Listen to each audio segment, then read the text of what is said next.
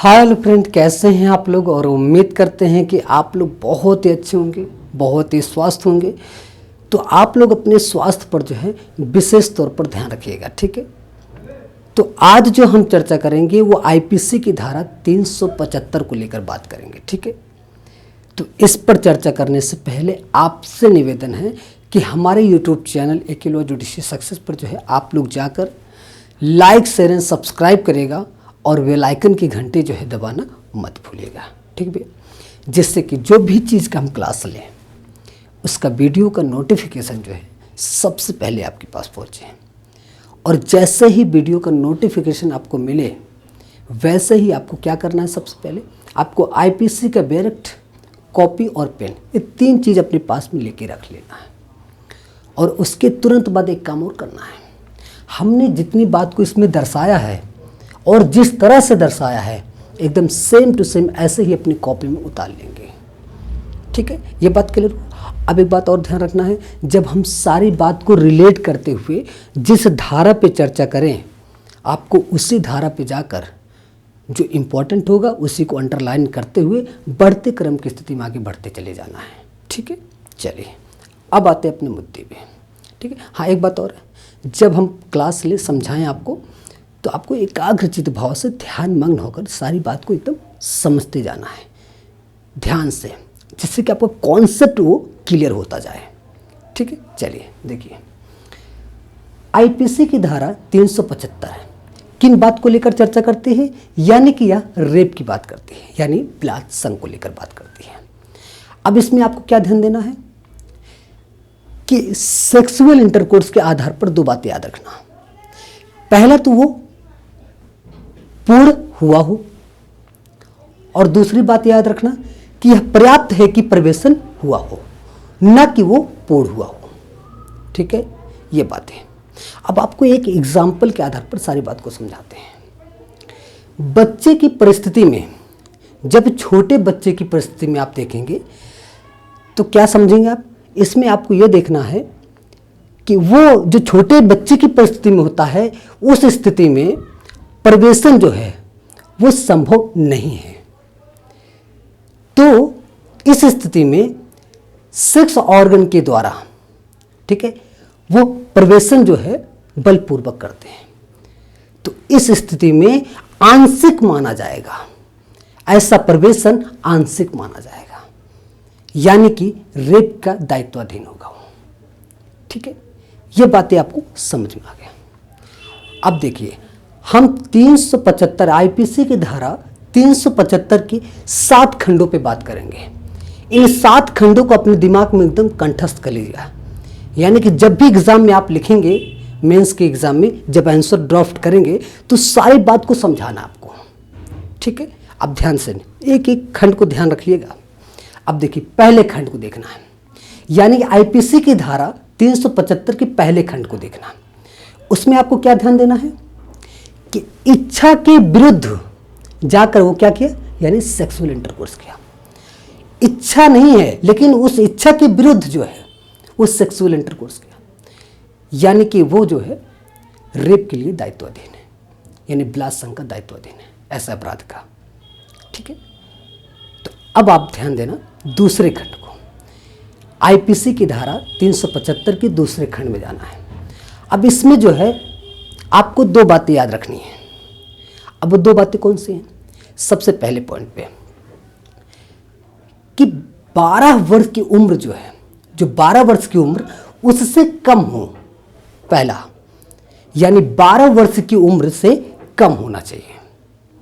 और दूसरी बात यह याद रखना है कि मतता में हो, तो ऐसे दोनों स्थिति में बोध नहीं है। बेशक वो सम्मति दे दिया हो तो भी वह सम्मति नहीं माना जाएगा, ठीक है। यानी सम्मति दे दी भी हो तो वो स्थिति में सम्मति नहीं माना जाएगा। अब इसके लिए क्या होगा, वो दायित्वाधीन होगा इस ऐसे अपराध के लिए, ठीक है। अब देखिए,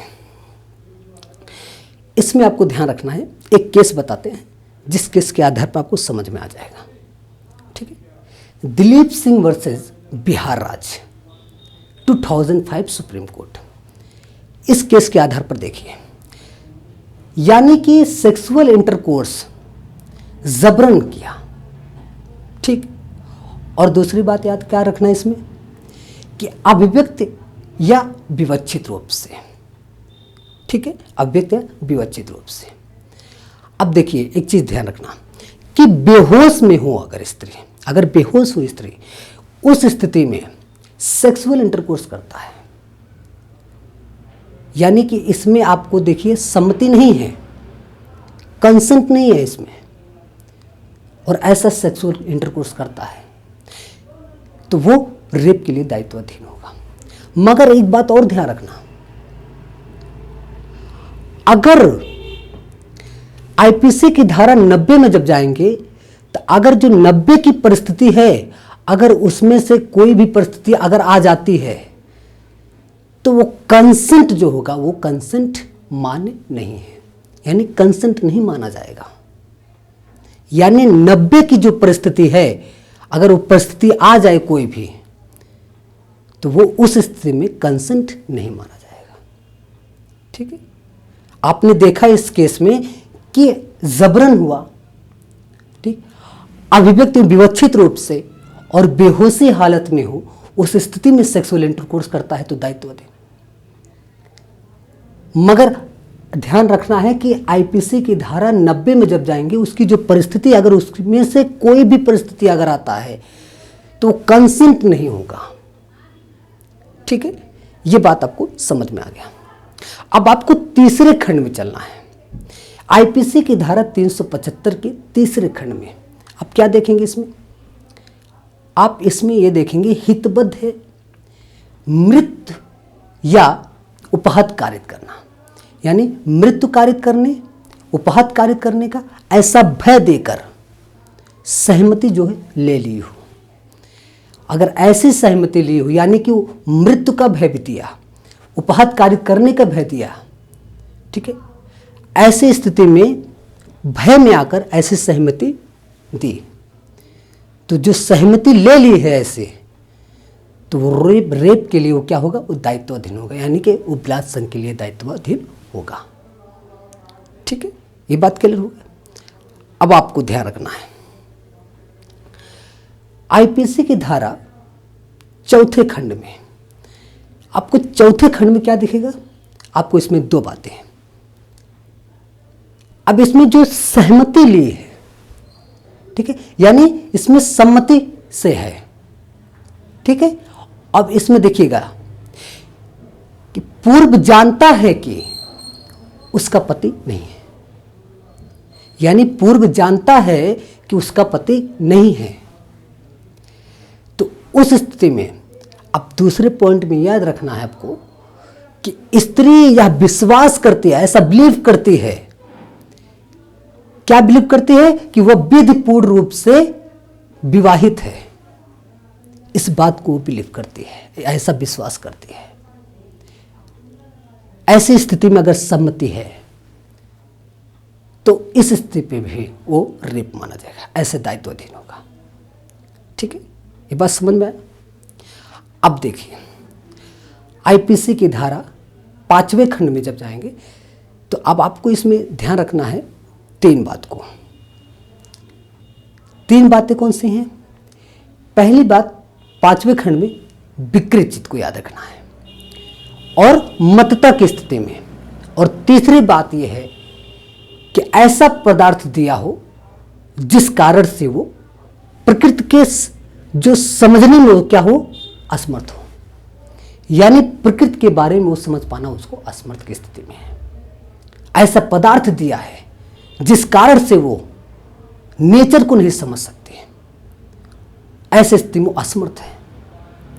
अब आपको क्या ध्यान रखना है, आईपीसी की धारा 84 और 85 को याद रखना है। हमने पिछले क्लास में आपको समझाया, इस पर विस्तृत वर्णन तरीके से मैंने आपको चर्चा किया था, इसको समझाया था। तो आपको वही बात याद रखना है यहाँ पे, विकृचित और मतता में ये दो बातें, और ऐसा पदार्थ दिया हो जिस कारण वो जो है नेचर को समझ पाने में वो असमर्थ है।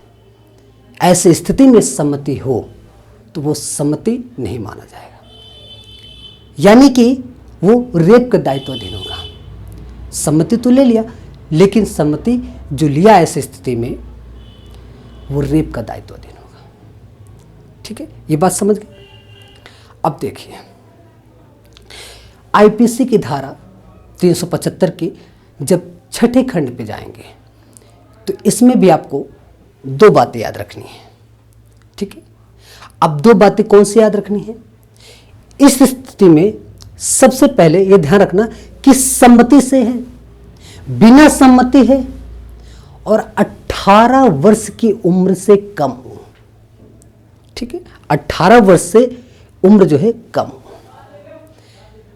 यानी कि बिना सम्मति देखना है।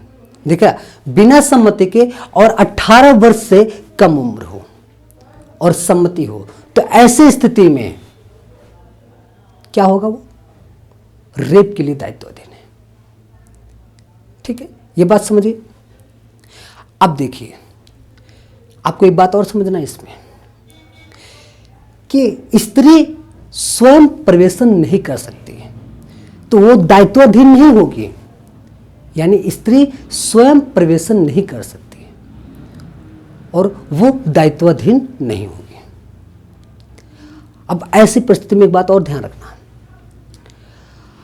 अगर स्त्री जो है ऐसा दुष्प्रेरित करती है किसी पुरुष को, यानी स्त्री किसी पुरुष को दुष्प्रेरित करती है रेप के लिए। ठीक है, जब रेप के लिए दुष्प्रेरित करेगी तो ऐसा जो दुष्प्रेरण किया, दुष्प्रेरित करके रेप के लिए, तो उस आधार पर दायित्वाधीन होगी।